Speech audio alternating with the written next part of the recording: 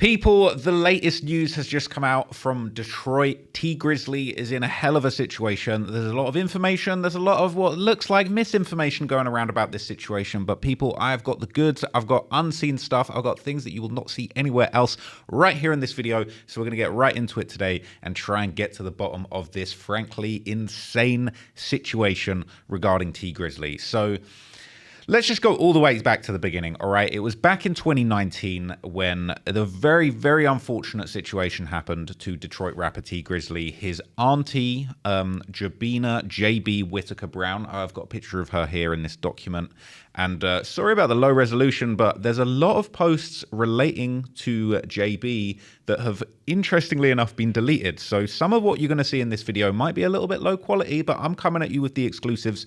A lot of stuff of this has been deleted, and we're finding old re-uploads of this stuff. But T Grizzly's aunt, JB Whitaker Brown, was his manager. He actually said in this throwback post about her, it said, "My manager, my auntie, my big homie, if you die, I can't tell the story because I'm dying with you at Affluent Management Team." Now, this is an interesting scenario because, like, I've never seen anything like this. You definitely see rappers bring their families into their careers, into their management, all of that kind of thing. But it looked like, you know, T Grizzly's proximity to the streets, having come from Detroit, having been involved in, you know, serious gang situations over there, it seemed like the streets ultimately did bleed into his music career, and his auntie did end up losing her life in a shooting. And this was very big news in the music scene. It was very big news in Detroit, and it was all over the place. So let's just take a quick recap of the news reporting on that event, on that murder. And we're just going to kind of go through things chronologically. We're going to get to the crazy rumors right at the end, but I'm just going to give you all of the information chronologically so you can actually follow what's going on and how these events unfolded as they happened. So, yeah, it was all over the news. And when it happened, a lot of people were just, you know, very confused, very upset about this tragic incident. Well, she managed T Grizzly, one of Detroit's most popular rappers, but earlier this week, JB Brown was shot and killed on the city's east side. Tonight, we're hearing from a local radio show host who worked with Brown. 7 Action News reporter Anu Prakash joins us live from the scene to tell us how Brown is being remembered and what police are saying. Anu. Well, Glenda, Detroit police tell me that homicide investigators are still working on this case, still trying to figure out what led up to the shooting here on 3 Mile Road just off of Mack. Meanwhile, those who knew Brown say she was kind-hearted and a hard worker. She was a sweetheart. She was a good person. She was the type of person that would look out for you, do whatever, you know, she could to help you. Bushman, host of the Bushman Show on 97.9 WJLB, first got to know JB Brown 3 years ago. He called her JB. She was the manager and aunt of Detroit rapper T Grizzly. She also managed Detroit rapper Sada Baby. Sources say on Tuesday night around 9:30, the 41-year-old was sitting in a Chrysler 300 with 2 other men here on 3 Mile just off of Mack. Police say as one of the men got out of the car, she was shot and killed. JB, I love you. I miss you, but I will never forget about you. You were a queen and you were awesome. Bushman says he's been getting calls and comments on social media from people across the country, those who've gotten to know Brown and some who are fans of T Grizzly. Bushman says Brown was a young woman who was committed and kind. It was like her first time managing, but she grasped the knowledge of how to manage an artist and was running with it, and he's been very successful. So what we're seeing here really is like somebody that's extremely involved not only in T Grizzly's music career, but also, you know, the Detroit music scene. T Grizzly has established himself as one of the most kind of serious street rappers to come out of the city in recent years, and as a result, JB's become very entrenched in the music industry. So, you know, she's gotten to know the radio host, she's gotten to know the local kind of music moguls within the community around T Grizzly's career. And I think that's why it makes it so crazy that this ended up happening, because this is clearly a professional woman. Look, I don't know the complete ins and outs, but she's not presenting as a street figure. She's not presenting as involved in the gang war. She's not presenting as, you know, running this career as a front for some kind of criminal activity. She seems like a real, you know, businesswoman that's in the industry, and really the last person you'd expect something like this to happen to. Hearing about her death, he shared this video of Brown in the studio with T Grizzly in May of 2018. She was fixing his hair, taking care of him like Bushman says she always would. I wanted to share something for people to remember her by. When you're behind the scenes, you don't always get the credit for the things that you do, and I want people to understand who she was and what she meant to T. Grizzly, Sada. And as he continues to pay tribute to her, he just hopes the questions surrounding who took her life won't remain unanswered much longer. Just want to know why. What made you do that? You know, what caused you? What was going on in your mind and in your life that you felt like you had to pull a gun out and pop? So obviously a lot of people are trying to get to the bottom of this. They're wondering, you know, what is it that's going on? What is it that you could have possibly done that made people want to, you know, kill her in cold blood? And, you know, it was a big news story. It was news all over the place. You know, a bunch of different news outlets reported on it. They spoke to people at the scene. They did breakdowns of the situation, and there's a bunch. And I think we should just take a look at, you know, some of the other reporting on the situation and just keep getting a build up of exactly how serious this was and how big of a news this was when it happened. Fired into an SUV, killing the manager and family member of a popular Detroit rapper. What up? What up? What up? Trey Little here. Just wanted to do another video. Just to update. My bad. I thought this was a news report. My bad. I got the wrong link there. We pulling up. So this was another news clip. The search continues this morning for the gunman. They basically said the search continued. So they had no idea who did this, right? It happened. Initially, they had absolutely no idea who did this, why this happened, what this was all about. And as you're going to see in a minute, the local police were really trying to get to the bottom of this. The search continues this morning for the gunman who shot and killed the manager and aunt of Detroit rapper T. Grizzly. 41-year-old Jabina Brown was shot in the area of 3 Mile Drive and Mack Avenue on the city's east side Tuesday night. Now, this is an update to a story that we brought you Wednesday morning. TMZ is reporting that Brown was in the back seat of a car when the suspect approached and started shooting, and she was rushed to the hospital where she later died. It is not clear if T. Grizzly was the intended target of the attack. The rapper and his driver were not injured. Yeah, so this was huge news. You know, this was all over the place, and people were just desperate to find answers.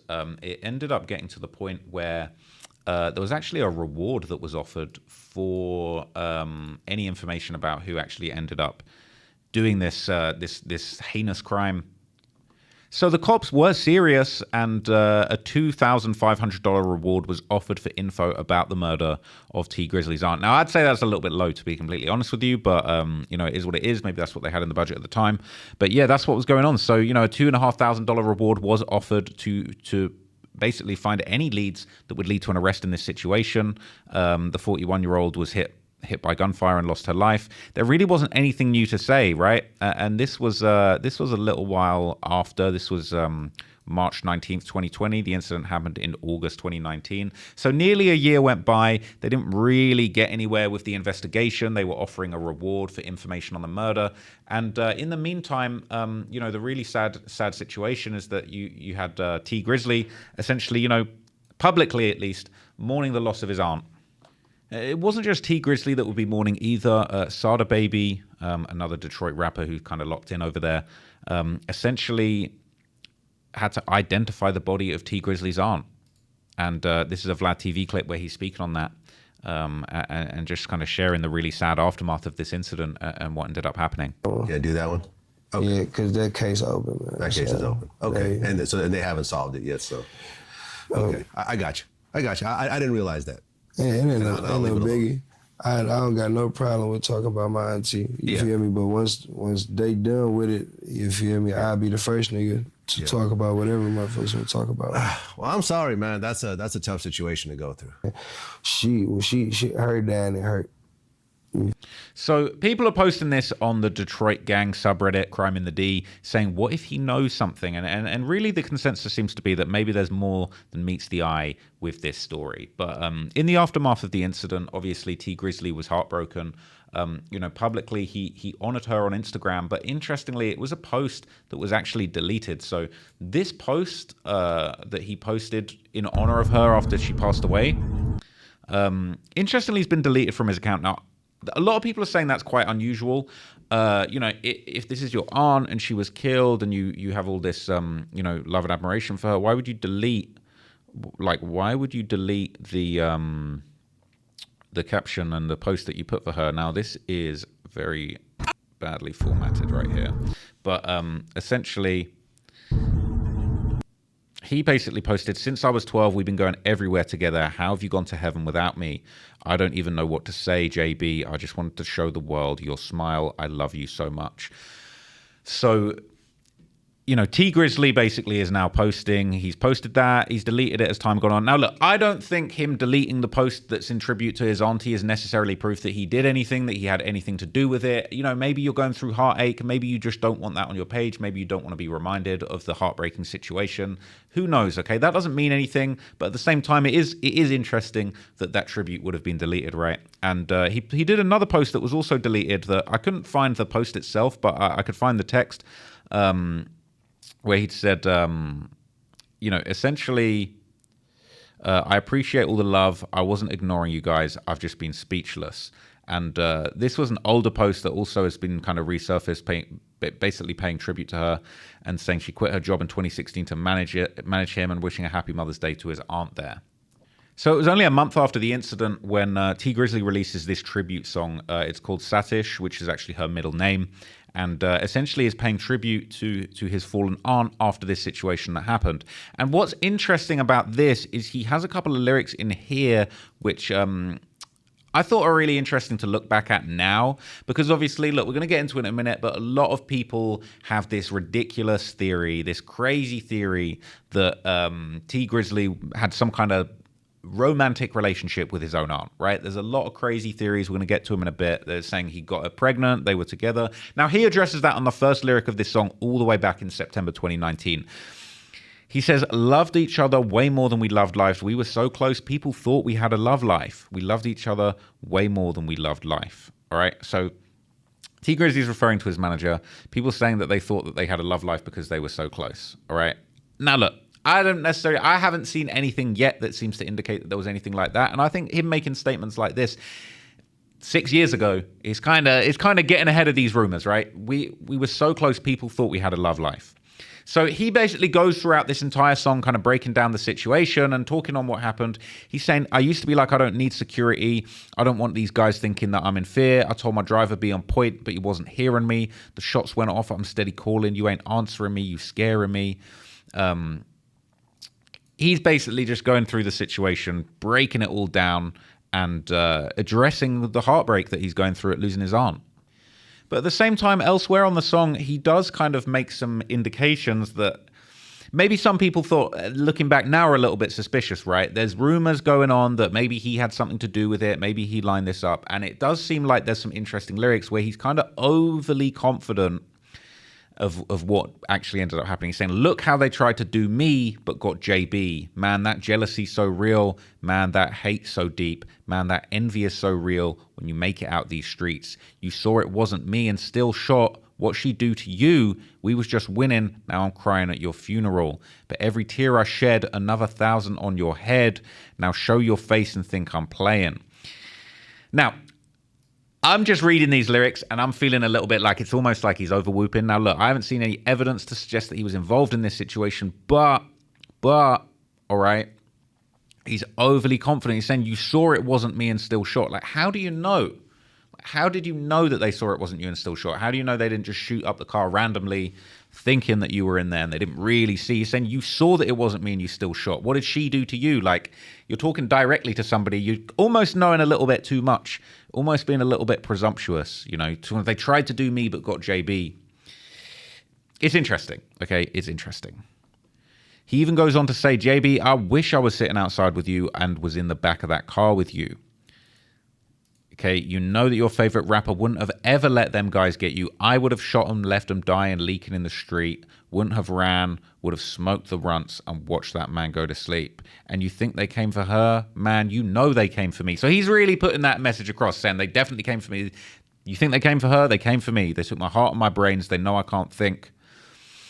Basically just pushing that narrative that they came for me and, they didn't go for JB on purpose. There's this one lyric here where he actually says, they found a murder weapon, bro. It's going to be hard to beat. First offer 50 years, so it's hard to plea. So the indictment would actually explain that, we're going to get into this a little bit more later, but the alleged shooter in the incident, all right, was caught with a gun that matched the ballistics of the bullet shell castings that were found at the scene consistent with the shooting. But this actually happened on October the 19th, 2019. So this happened a month after T Grizzly released this song. And it's got to just be a coincidence, but it's quite unusual that this song that came out in September, 1 month after the incident, says they found a murder weapon. It's going to be hard to beat. And then suddenly, like a month after that, they're actually finding the murder weapon. And then, it takes an entire year for them to do a microscopic analysis of the cartridges, casings that were found at the scene with the gun that was found on the individual that they're saying that had something to do with this. So it's a little bit strange, it's a little bit coincidental, but, T Grizzly can't possibly have known that. This song was made and released before that happened. But again, it's just very unusual. It's just very strange. There's a lot of quite strange little things going on with this story that just don't really quite make sense. All right. And he's just in this song, he just goes on to diss people. He's saying, F that, these dudes got my auntie with a headstone. They're telling me what to do like they're smart as me, but they ain't take your heart from you. They took their heart from me. I got one less person that wanted more from me. I'm ready to kill whoever play with me or shorted me. And he's saying he's got his kids, his aunt's kids, but I guess they're what would that be, his nephews or second nephews, saying, how are you going to die on me?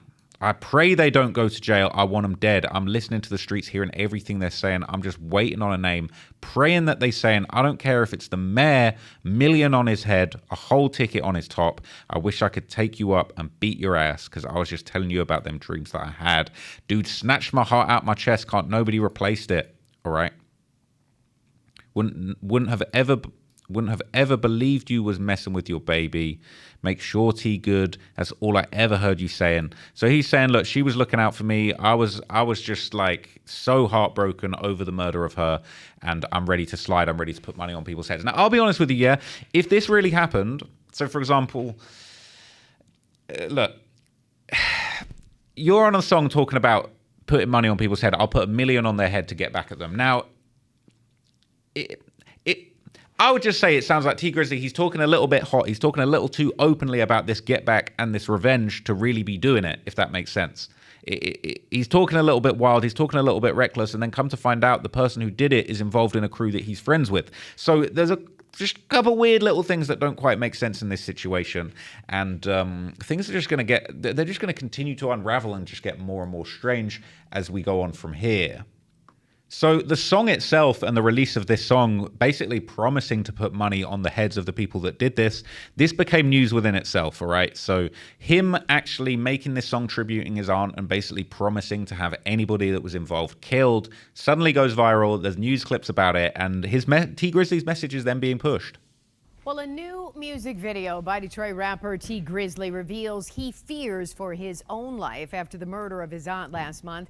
But there's talk of a bounty on the head of her killer, and it seems to promote a vicious cycle. 7 Action News reporter Rudy Harper is live today. Like, I just want to really just drive home like the nuance of this, right? Like, how strange is it that you've got a guy, his aunt gets killed, he's making a song talking about, like, I'm putting money on the heads, I've got $1 million, I've got a whole ticket for whoever did this to get them killed.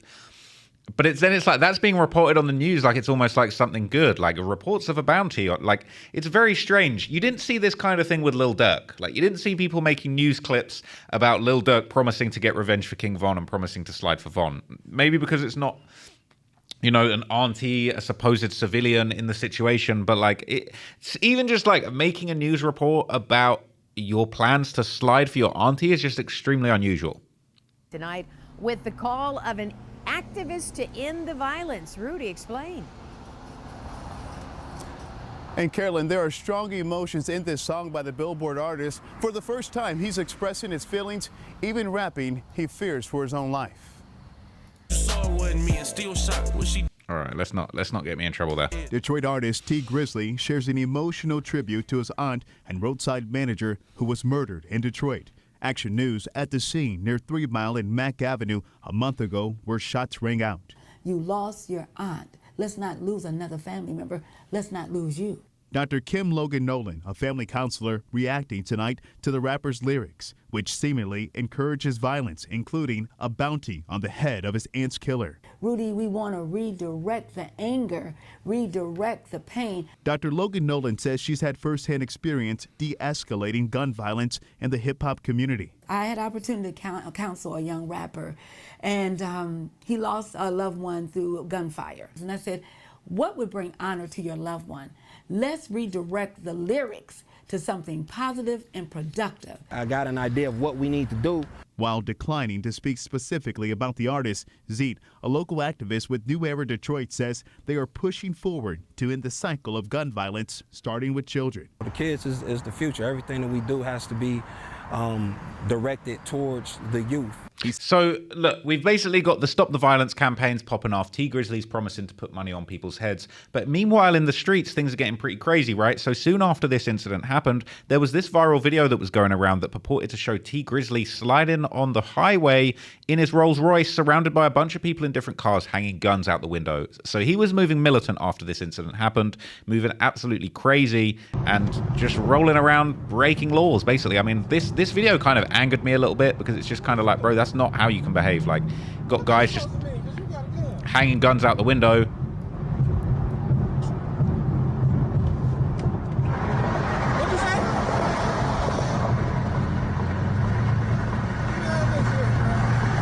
See, like, T Grizzly's rolling around in his Rolls Royce drop top, right? And he's basically got a bunch of goons sliding around in cars, basically trying to keep a perimeter around him, leaning out the window with guns. Now, I don't know why he wasn't charged with this, because I'm pretty sure in America, you can't roll around with an armed militia hanging guns out of the window. It's not really acceptable, not really an organized way of conducting your society. But, you know, he was out here moving this way, you know, having goons lean out the window and threaten people on the highway, just threaten members of the public with guns. And apparently this is how you're allowed to move after your auntie gets killed. What is you doing? What that's supposed to mean? Because you got a gun.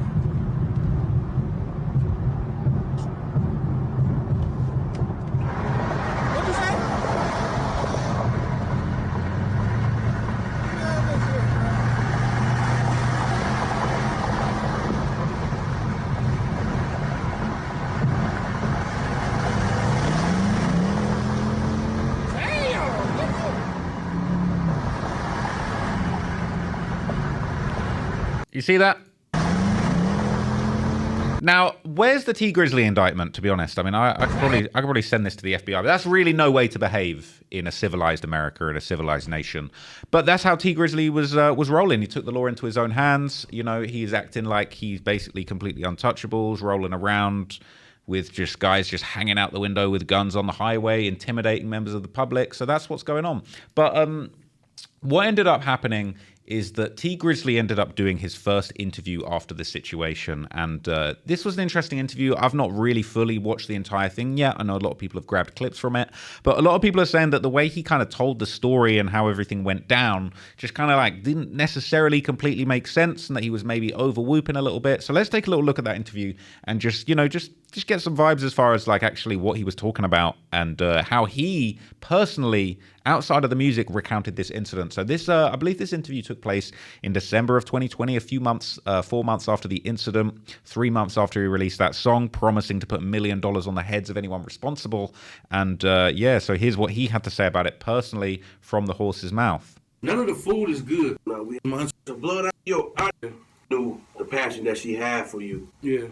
Was JB your auntie? Was she? That's a blood auntie. Was So it was. She was my auntie, and she was my auntie because my uncle had married her. Okay. You know what I'm saying? But I've been around her since I was 11, 12. You know what I'm saying? Mm-hmm. So it was like she was my real auntie.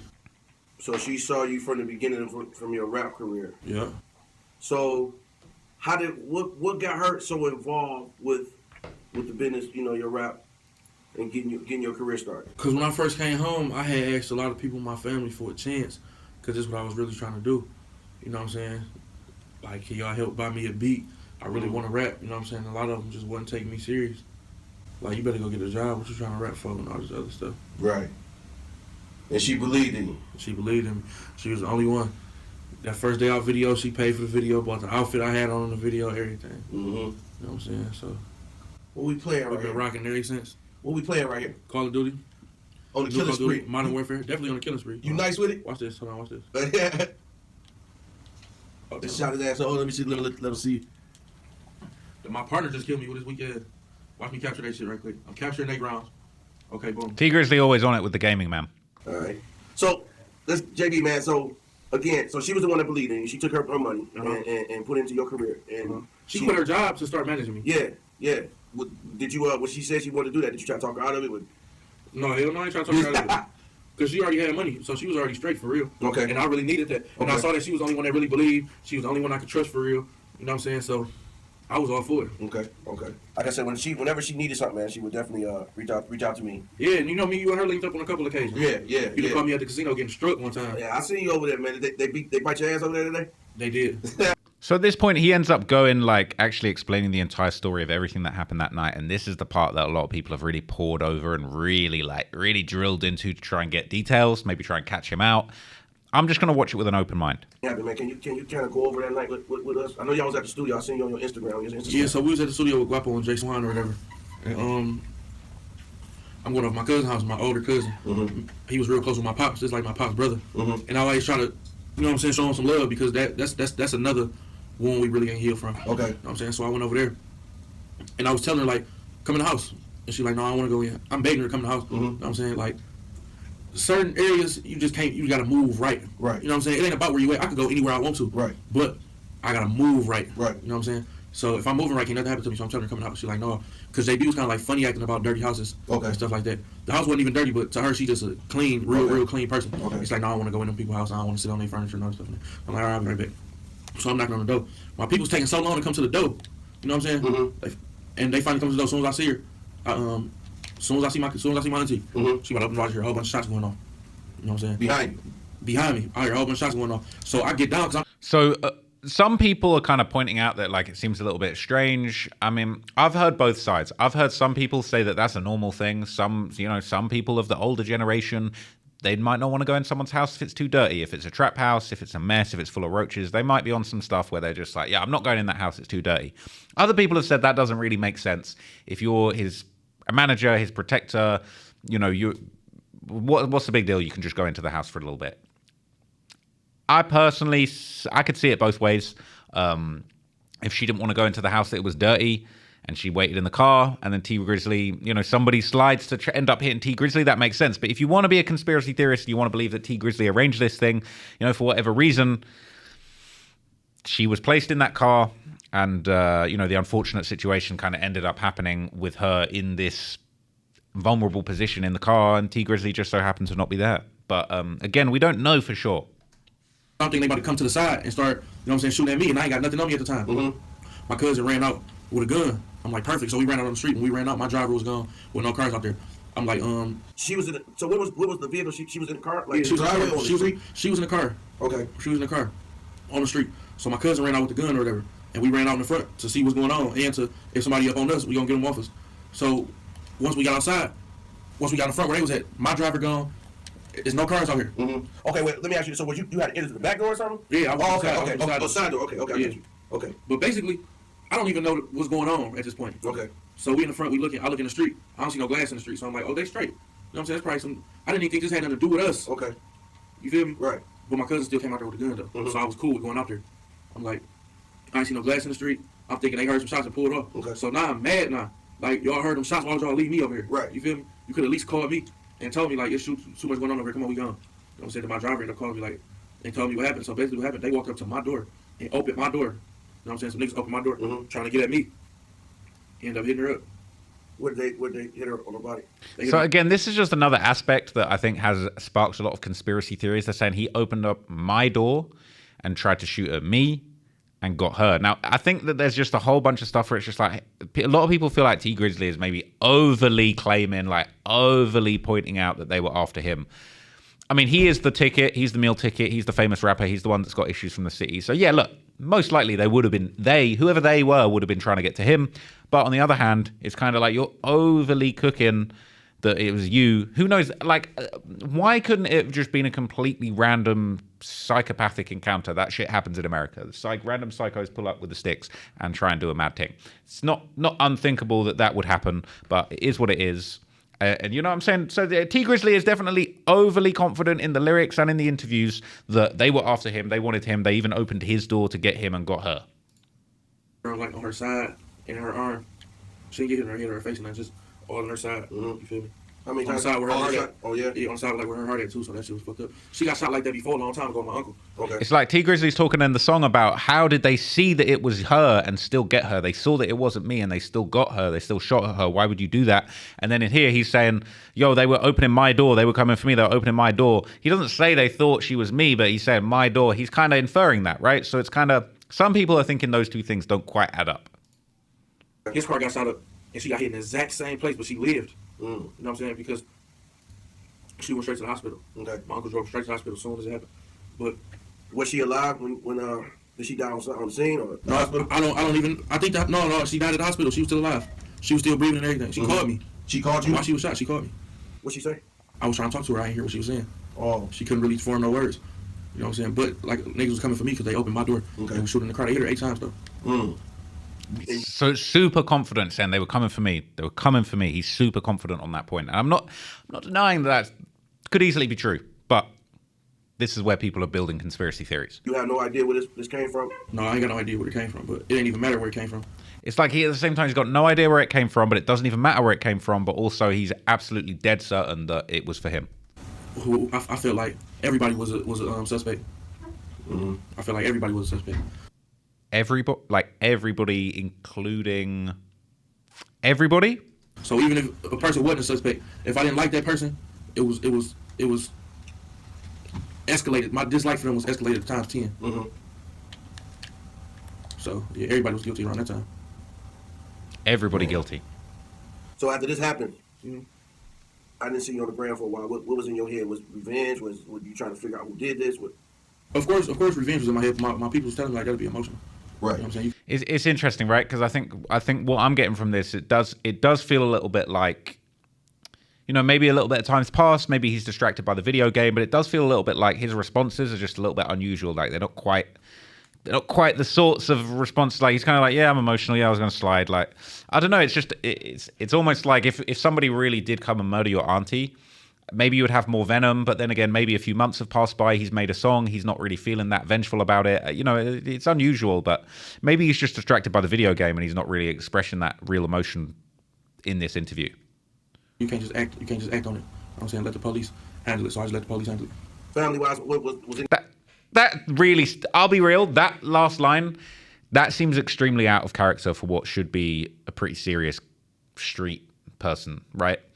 I don't think too many street people, most street people that I hear of, any of this Chicago stuff that we talk about, generally it's like, I pray that they don't go to prison, I want to catch them myself. I've really not heard a street dude whatsoever talk about, yeah, let the police handle it. Especially when he's talking about, they came for me, he's on the song talking about, they saw it was you and they still shot. How are you letting the police handle it? I'm saying let the police handle it, so I just let the police handle it. Because on the song you're talking about, you got a whole $1 million on the head of whoever did it, and now in this interview you're very casually just saying, just let the police handle it.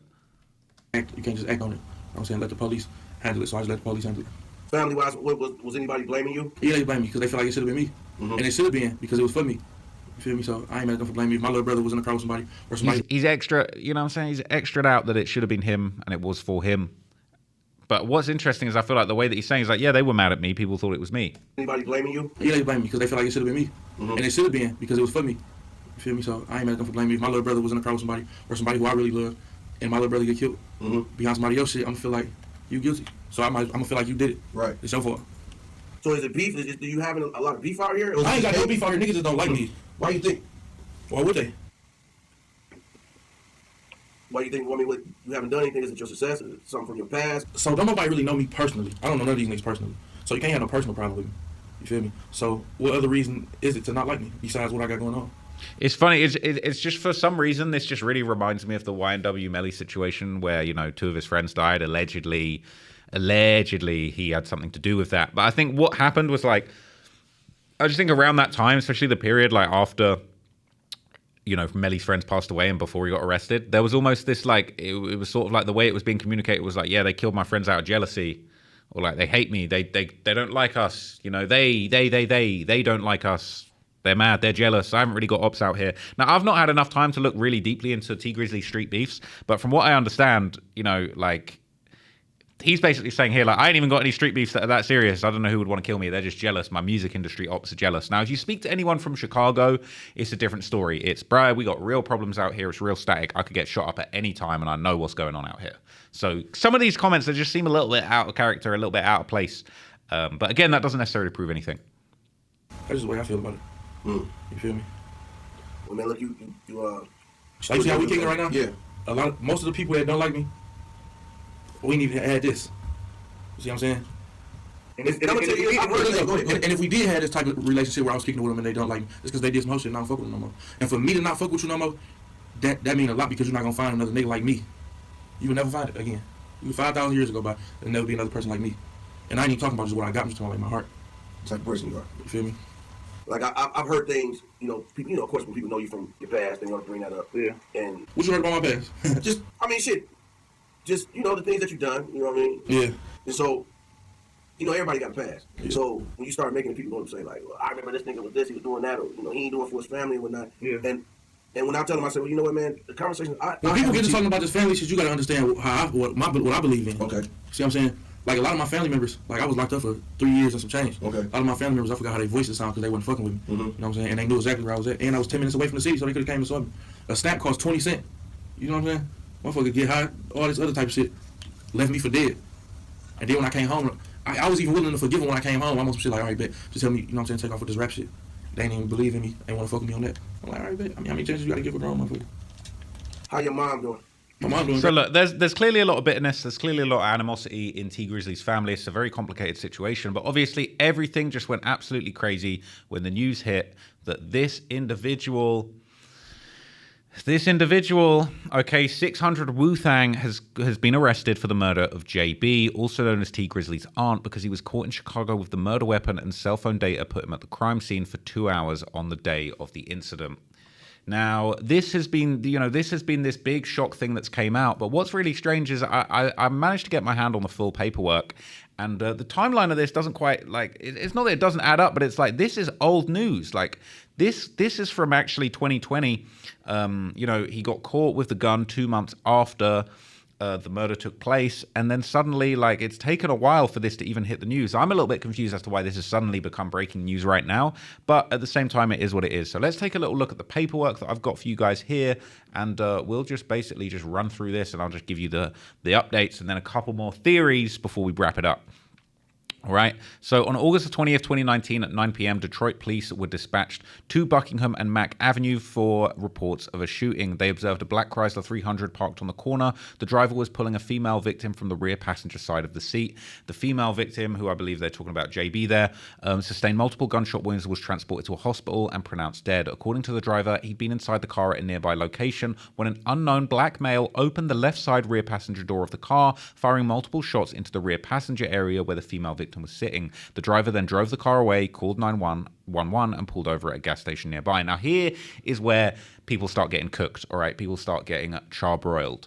At the nearby scene of the shooting, DPD officers located and recovered 12 spent .40 caliber casings. DPD officers also recovered and reviewed surveillance videos from the area of the shooting that showed a dark-colored sedan stopped in the area at 8:59 seconds before the shooting. They recovered 12 .40 caliber casings and submitted them to a forensic lab for investigation, okay? So it was all the way in February 2020 that the cops received notification from the labs of a potential lead, i.e. a potential association between a casing recovered from the crime scene of the JB murder in Detroit and a test fire casing from a handgun recovered 2 months later in Chicago, Illinois, a Glock 23 .40 caliber semi-automatic handgun that was seized from Jermaine Whedon, who I believe is indeed this Wu-Tang from 600. And we're going to talk a little bit more about why he's relevant in a minute, but essentially, they caught him 2 months later, and it took, nearly a year? Or it took a few months. We're going into February 2020, several months before they actually worked this out, right? So subsequently, in September 2020, the firearms examiner conducted an analysis of the shell casings that were recovered at the scene of the JB homicide and identified these as having been fired in the same firearm as the test casings from the gun that was seized from Whedon in Chicago. So he was basically caught up, all right, he was basically caught up. And this is where things get really ridiculous, right? So further investigation revealed additional evidence connecting Whedon to the shooting in Detroit, including the following, all right? So Whedon was arrested by Chicago police in October 19th, 2019, when he was in possession of a stolen rental car, a blue Nissan Versa with a New York license plate. The car was a Hertz rental car that should have been returned on August the 24th. That's just a few days after the murder, bear in mind, all right? Hertz filed a stolen vehicle report in September 2019, and the appearance of that car is consistent with the car seen on the surveillance footage seconds before the JB homicide, all right? And they're saying that they looked at the license plate details. They used the Michigan license plate reader cameras, and they observed the car, all right? They observed the car traveling on a day prior to the homicide. They observed the same car traveling, I believe, after 2.5 hours after the homicide. And basically, he's not looking good, right? This is really not looking good. He was on probation at the time of the homicide, so that's already making things look even worse. And at the time of his subsequent arrest, when he was caught with the murder weapon. And on top of that, in March 2020, so after they've linked up the gun that they caught Wu-Thang with to the murder of JB, they then issue a search warrant to AT&T for his phone number, including the call detail records and cell site info, and they find that the subscriber for this phone, they get all of the cell site data, and they basically say, based on the cell phone, he traveled to Michigan from Chicago on August the 19th, the day before the homicide. They connected his phone to cell tower near the crime scene at the time of the homicide. So they got him traveling there, they got the car, they got him in the area less than half a mile from the shooting scene on the cell site data. Immediately after the time of the shooting, they've got exactly where he traveled to. It's not a good look, right? It's just overcooked. And he ended up getting arrested 2 months after the murder. On October the 19th, 2019, at 2:06 p.m., officers from Chicago Police Department were patrolling. They responded to another officer's report of a male and a female sitting inside of a stolen vehicle. And essentially, they confirmed the vehicle was stolen. The cops pulled into the alley. They saw Jermaine Whedon and a female standing next to the very car, that stolen car, that Nissan Versa, with that number plate. And the cops approached. He fled the officers on foot. A brief foot chase took place, and they arrested Whedon. He physically resisted the officers, and they found the gun that fell out of his pant leg. It had 12 rounds of ammunition in it. And they searched the car. They found an extended magazine in the passenger side door, 26 rounds of ammunition with the exact... It's all just lining up. All the ballistics for the gun, it's all lining up. They got the serial number of the gun.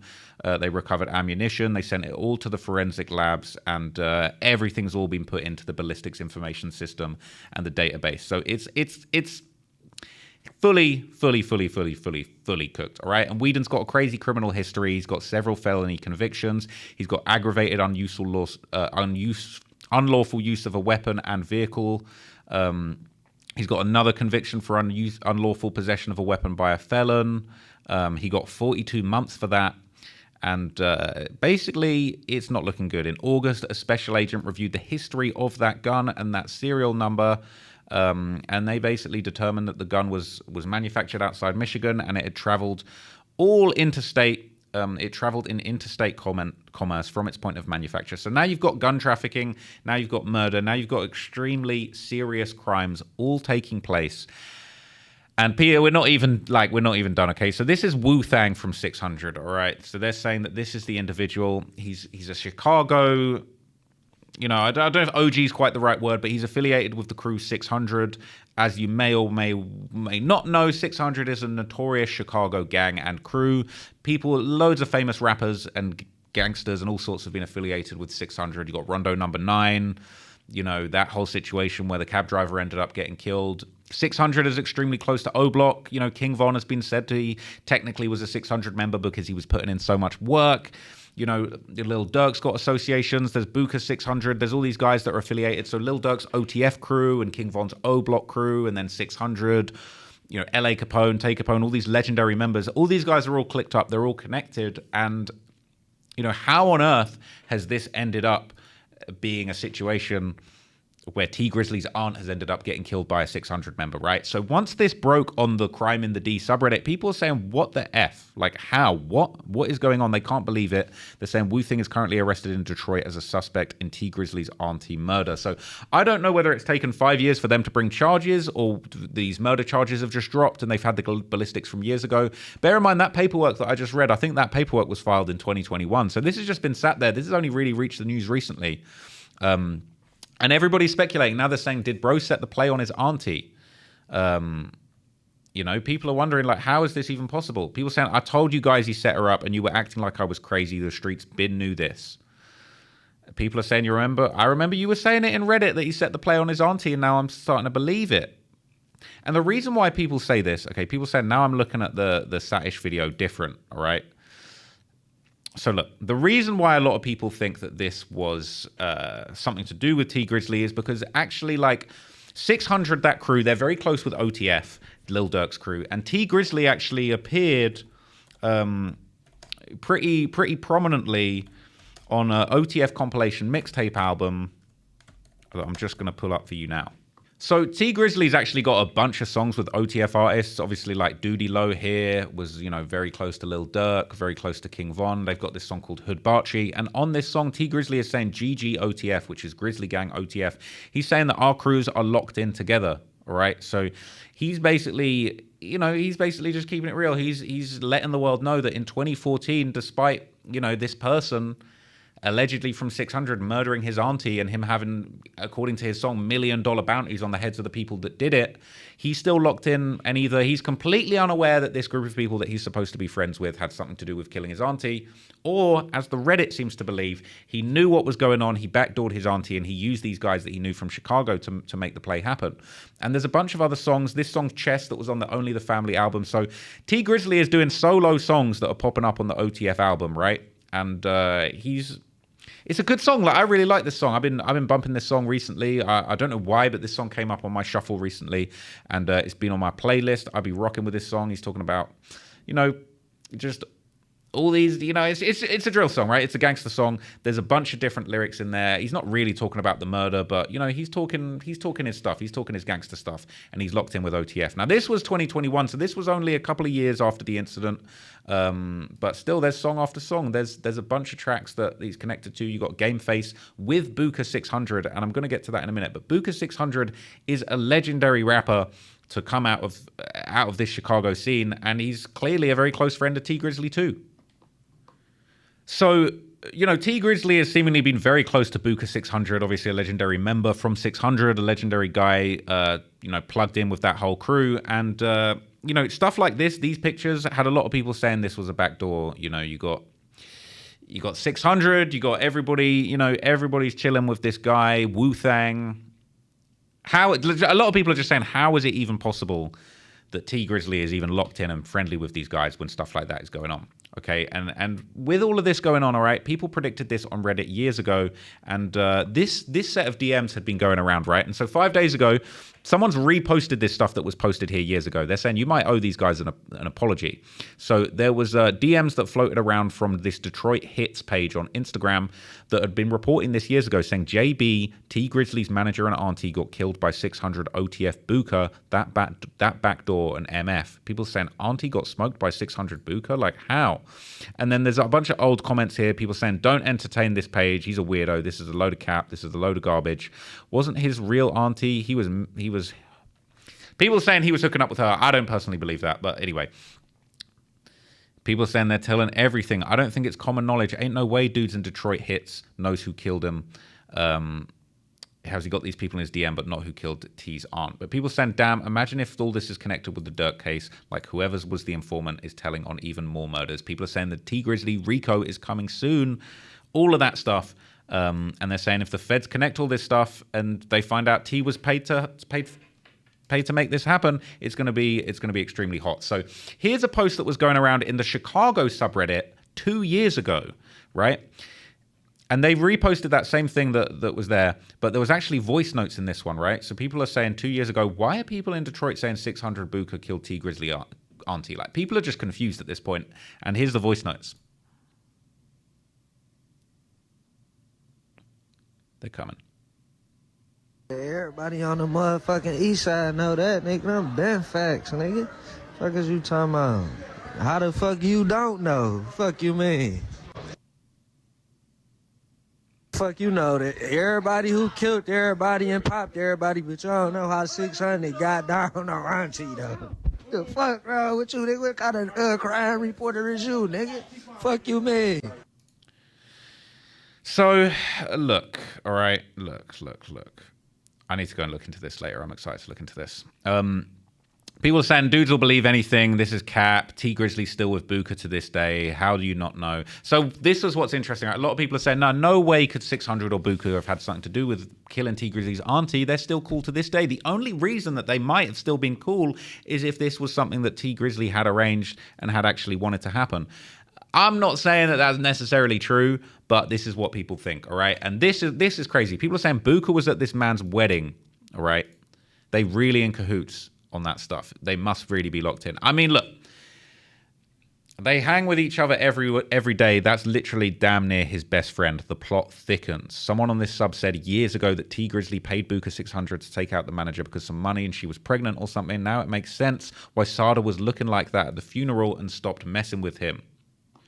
So this was posted 2 days ago. People were saying T Grizzly just so happens to follow Wu-Tang. The feds might be coming. There's way too many coincidences. To a blind man, everything adds up to T lined his auntie up. Why would Wu-Tang, a Chicago native, be posted outside T's older cousin house for 2 hours, according to the indictment? It makes no sense. This isn't looking good at all because he wasn't into it with 600 and he's still locked in with Booker. Hopefully these are just coincidences. Snake emoji. Ain't nothing a coincidence. He just a foul guy. People are going crazy, all right? People are saying the feds are not coming for this. This ain't a Dirk situation. Everything ain't a Dirk situation. Look, I really haven't seen anything solid. I haven't seen any proof.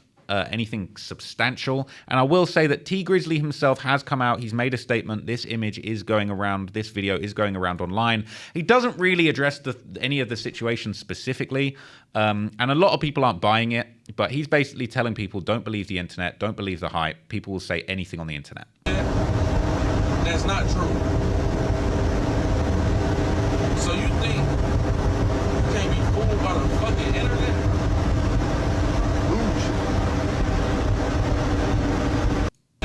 I think there's a longer version of that somewhere. That's about to go around trying to clear up because it is what it is. As far as like, you know, I ain't about to be. You can't entertain, bro, especially when it's absolutely nonsense. You see what I'm saying?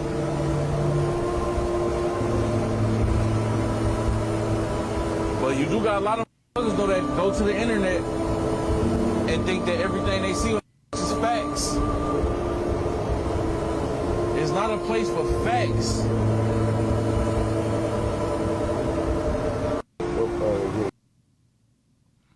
So now let's get to the more salacious stuff, all right? So obviously people are saying that there was some kind of relationship between them. Like if this is all the evidence that they've got, that he's got his arm around her, it's a little bit far-fetched. But people are saying, I'm probably just bored, but not going to lie, they definitely sound closer than auntie and nephew.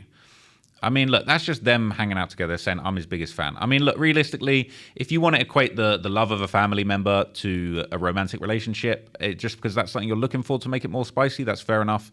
He makes it so hard for me to have a real MCM SMH. I mean, that just could mean that he keeping her busy with the career and the industry stuff, all right?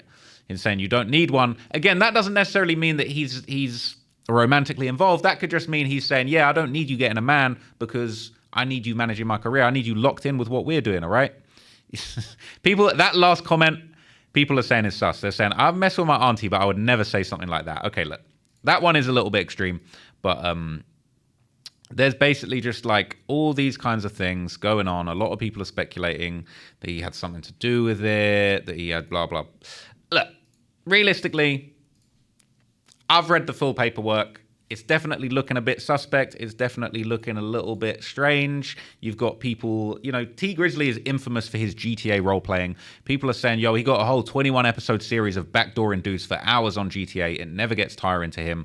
People better keep their eyes open. So they're saying, look, he loves being a backdoor king on Reddit. Who knows if he's really doing that sort of thing. They're saying this is the last thing you see before you get slimed out in Detroit. It's T Grizzly, man. And look, People are taking this to a whole new level. People are saying, look, is T Grizzly actually the slimiest rapper out of Detroit? Okay, is he the slimiest rapper? Is he the snakiest rapper? Are you going to get backdoored coming around T Grizzly? I don't know, all right? A lot of the rumors are getting absolutely wild and out of control. There's even this one rumor, and I don't believe that any of this is true, but this one is absolutely insane. This guy is even saying that T Grizzly got his aunt pregnant and gave her HIV. I just think this is just ridiculous. All right, I think we're just getting silly now. This thing's getting out of hand. We still don't even know whether or not this whole situation is something to do with T Grizzly. We don't know if it's completely outside. Things could be more complicated. There could be in-house beef with 600. We really don't know at this stage. But this is really looking like one of the most salacious and just wild stories that I've seen in the entire hip-hop scene. So I personally am going to be looking a lot closer into the Detroit scene. Maybe I'll get a main channel video together about this situation. I definitely want to know more. I definitely want to find a resolution. But right now, that's the situation. It's definitely looking crazy, and I don't know. So what do you guys think? Let me know down in the comments. Do you feel like T Grizzly had something to do with this? Was it a tragic accident? Do you feel like maybe there's a much more going on than meets the eye? Or is this one of those examples where the internet has just taken one tiny little detail and ran with it and created a whole bunch of conspiracies? I don't know. Let me know down in the comments. Let me know what you guys think, and I'll be back with another breakdown. Let me know if you're enjoying these longer breakdowns, or if you want me to keep things sweet, keep hitting those 10, 20-minute markers. I don't know. This really is just an opportunity for me to actually learn about this case and record it and let you guys, follow along with me. So I hope you enjoyed that. Catch you in the next video. I'm out. Peace.